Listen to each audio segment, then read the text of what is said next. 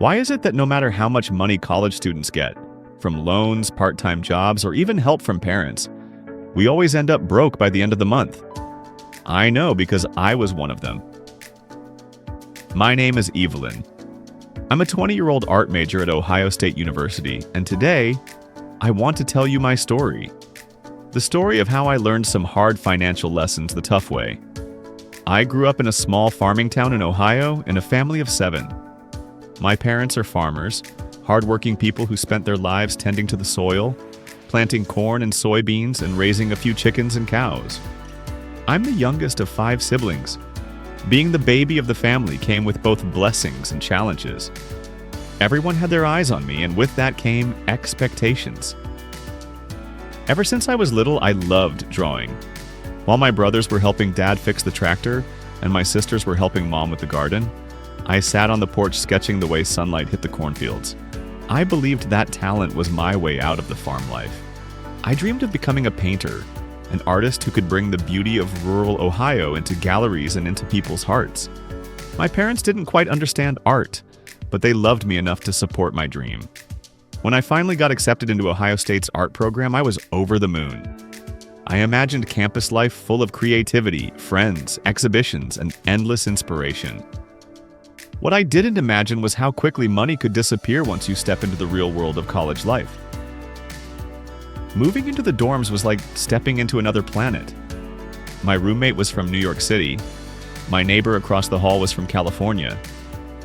Everyone seemed different, diverse, exciting. And yet, despite all the differences, there was one thing every student had in common: the same complaint. By the last week of the month, everyone was broke. Some students had part-time jobs, others relied on student loans, and a few had support from parents. But it didn't matter.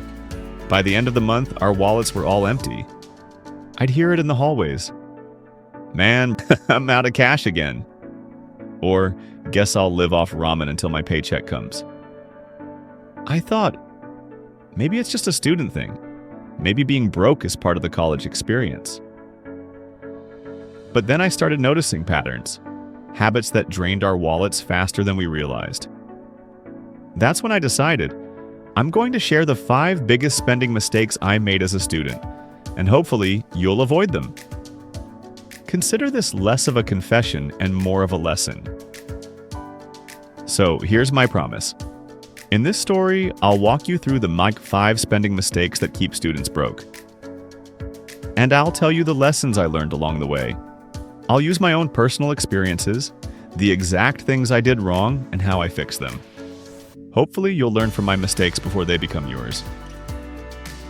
The first mistake? Eating out way too much. When you first arrive on campus, the food scene is overwhelming. There's a Starbucks on the corner, a Chipotle down the street, and late-night pizza joints that seem to never close. In the beginning, I told myself, it's just $6 here, $8 there. What's the harm? But $6 every morning for coffee and a muffin turned into $180 a month.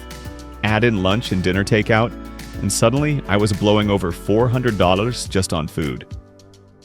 One month I checked my bank app and realized I'd spent more on food than on textbooks. And the worst part? Half the time the food wasn't even that great.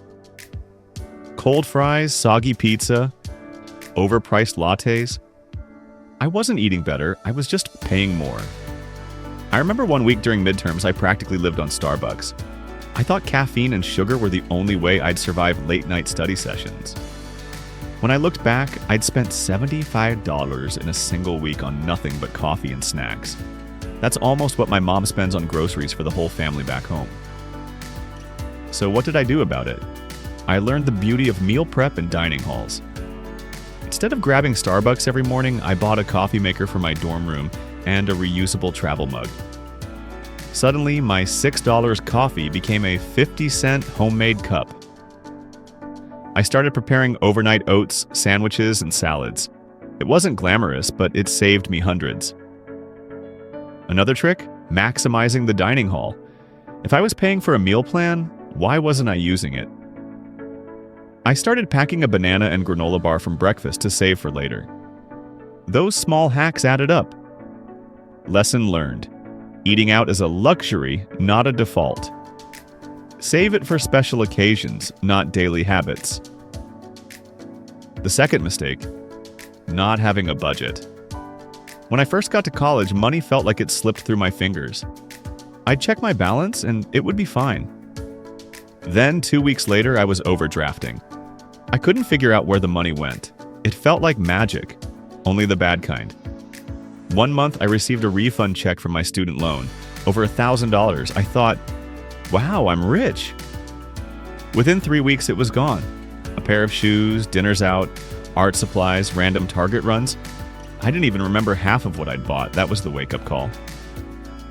I started small. I downloaded Mint and linked it to my bank account. At first, it was scary, seeing exactly how much money I wasted on junk. But it was the slap of reality I needed. I set weekly spending limits. $50 for food, $30 for extras. If I wanted to buy something beyond that, I had to wait until the next week. Budgeting wasn't fun, but it gave me peace of mind. Instead of guessing, I knew where every dollar went. And honestly, having that control was empowering. The third mistake was impulse buying. You know those late-night Amazon scrolls? The Add to Cart button became my worst enemy. Once I bought a set of fancy sketchbooks because they were on sale. Did I need them? No, I already had 3 half-used sketchbooks in my drawer. Another time I bought clothes online because I thought I needed a new look for art critiques.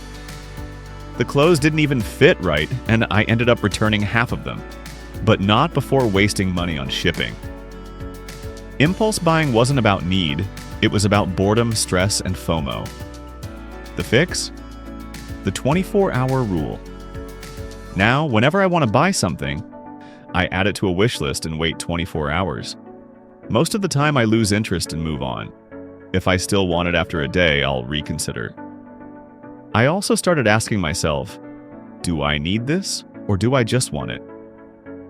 That one question saved me from so many unnecessary purchases. Lesson learned. Shopping is not therapy. It's a trap. Mistake number 4. Abusing credit cards. When I turned 18, the bank practically begged me to open a student credit card. They said it was for building credit. What they didn't say was how easy it was to fall into debt. The first time I couldn't afford a meal with friends, I thought, no problem, I'll just put it on my card. Then I did the same for art supplies, then for concert tickets. Before I knew it, I had a balance of $100. I thought paying the minimum was fine, but interest piled on, and suddenly that $200 became $500. That was the scariest moment, realizing I was paying for money I didn't even have. The fifth mistake? Subscriptions. They seem harmless. $9.99 for Netflix, $4.99 for Apple Music, $20 for a gym membership. But when you forget about them, they drain your account silently. One semester, I signed up for a free trial of an art software. I forgot to cancel. 3 months later, I realized I had paid $60 for a program I didn't even use. Add in streaming services, and I was wasting at least $100 a month. Lesson learned. Subscriptions aren't free, they're silent leaks in your wallet. Looking back, I see a pattern. Every mistake I made came from the same place. Not paying attention. Money doesn't vanish, it walks away in little steps. $6 coffees, $10 subscriptions, $20 impulse buys. One by one, they rob you of your future stability. Here's my message to other students. You don't have to be broke. Yes, college is expensive, and yes, money is tight. But if you pay attention, if you avoid these 5 mistakes, you'll save yourself stress, debt, and regret. Now, I cook more, I budget, I think twice before shopping, I use my credit card wisely, and I keep track of my subscriptions. I'm not perfect, but I'm learning. And every dollar I save is another brush, another canvas, another chance to paint the future I want. So take it from me, Evelyn, the art major who almost went broke on Starbucks and Amazon sales. Learn these lessons now, and you'll thank yourself later. If you found my story helpful, don't forget to hit the like button, share it with your friends, and let me know in the comments which mistake you've made before. And of course, subscribe for more real student money stories.